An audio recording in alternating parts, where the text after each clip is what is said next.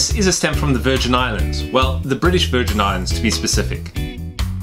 We can see Queen Elizabeth II's portrait on the left-hand side, and a map of the island of Tortola as the main image on the stamp. The face value was half of a British West Indies cent, and clearly this is a mint stamp with no postmark to inspect. This stamp was issued back in 1956, and it measures 35 by 27 millimeters.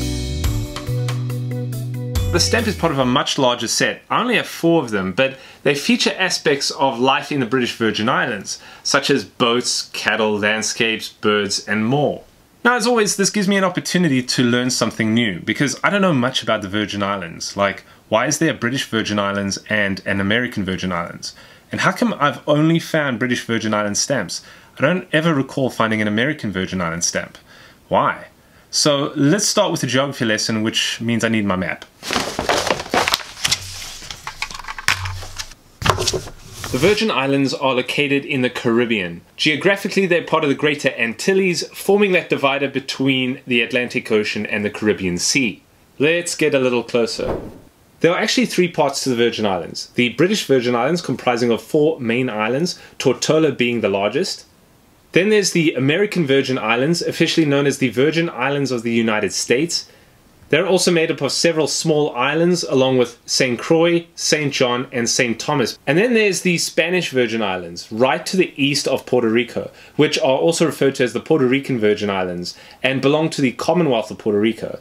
Since they are part of Puerto Rico, they technically fall under territory of the United States, and I'm going to keep them out of this conversation for the most part and focus on the American and the British Virgin Islands. Now, the Virgin Islands were discovered by Christopher Columbus back in 1493 during his second voyage to the Americas. He named them the Virgin Islands after Saint Ursula and the 11,000 Virgins, which I'll get to. The official name was Santa Ursula y los 11,000 Vírgenes, Saint Ursula and the 11,000 Virgins. And then it was shortened to Los Vírgenes.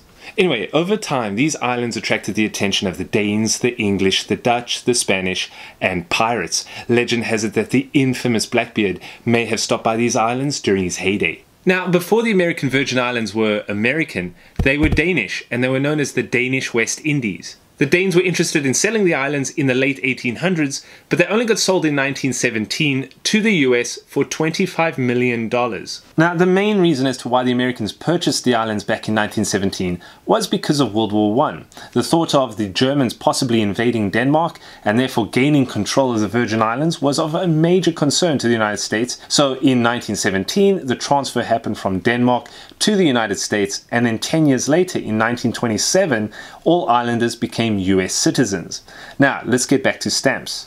Pre-1917 and as far back as 1856, you can find Danish West Indies stamps. For the most part, Danish West Indies stamps had the same design and look as the Danish stamps at the time. But after 1917, well, they became an American territory and began using American stamps. Which is why you won't see a stamp issued by the Virgin Islands of the United States, but you will find stamps issued by the United States that feature the Virgin Islands, such as this one, issued in 1937, showing Charlotte Amalie, which is a port in St. Thomas, as well as this one issued in 2008, showing the beaches of St. John.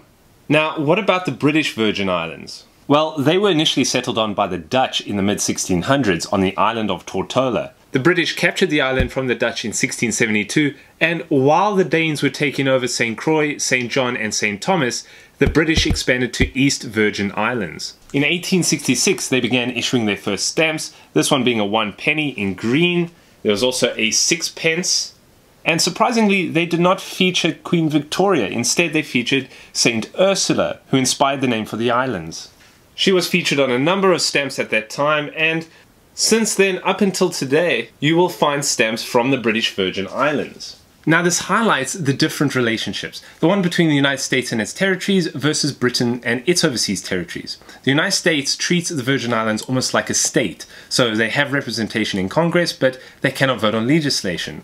The islanders are citizens. They use the US currency as well as the US Postal Service. And that's why you won't see stamps issued by the US Virgin Islands, because they use US stamps.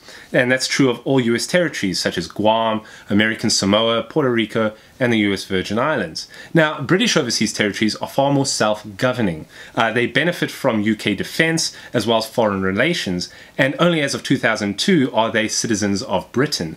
But other than that, they can select their own currency as well as their own postal service, therefore issue their own stamps. And you'll see this true of other British overseas territories such as the Falkland Islands and Bermuda. So let's get to talking about St. Ursula. St. Ursula is the inspiration behind the naming of the Virgin Islands, as well as the image that appears on the first stamps. But she doesn't have a story with a happy ending. She was from southwest Britain, went on a trip to Rome and back with a group of 11,000 virgin handmaidens in 383 AD before she was to get married. Well, some historians believe it might have just been 11 virgin handmaidens or 1100, but not 11,000. There might have been a typo back in the medieval days. But anyway, she stopped over in Cologne, Germany on her way back from Rome and disappeared. Legend has it that she was attacked by Huns invading the area at the time.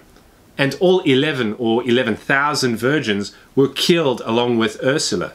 Of course, that's a long story made short, but Christopher Columbus of course names the islands the Virgin Islands, and she appears on the first stamps, where she's holding a lamp along with 11 additional lamps. Each lamp is meant to represent 1,000 of the virgin handmaidens that were murdered.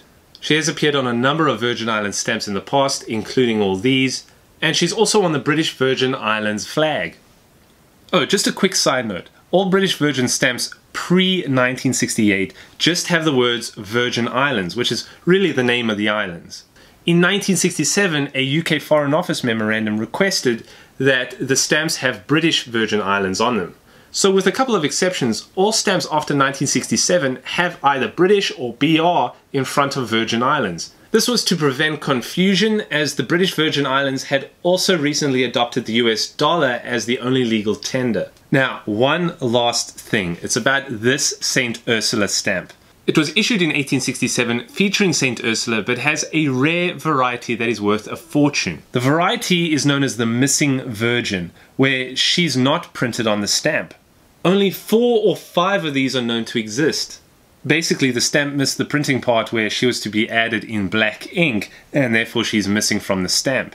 Pretty fascinating, since she also went missing in the legend. Here she's missing from the stamp. Although I hope she wasn't murdered by Huns in this case. Maybe she just escaped the stamp and went to the beaches of the Virgin Islands, which would be a much nicer story. What's also interesting is just the way it looks on the stamp. The intended glow or saintly aura created by the absence of red ink in the center of the stamp just creates a sense of mystery, as if she disappeared into the light. Perhaps that is the method of how she escaped this stamp. Kind of like a wormhole, right?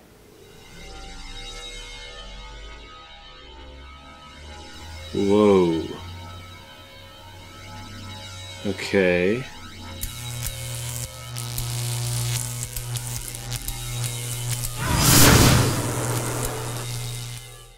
Now that's not cool. Those are my favorite tweezers, or tongs, depending on what country you're from. I need them back.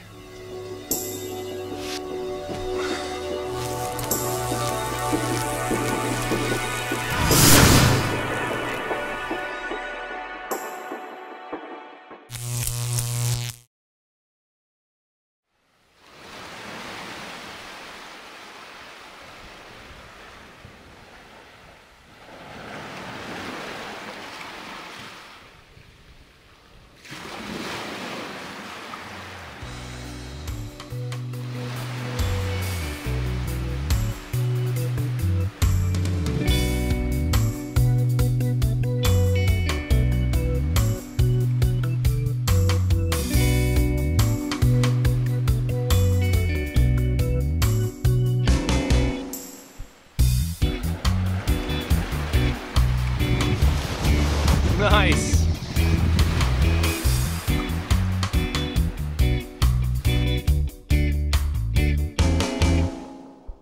Please don't try jump through your stamps at home, but do keep a lookout for future episodes. More philatelic adventures await, so make sure you are subscribed and like and comment below on this video. Thank you for watching, and I'll see you next time.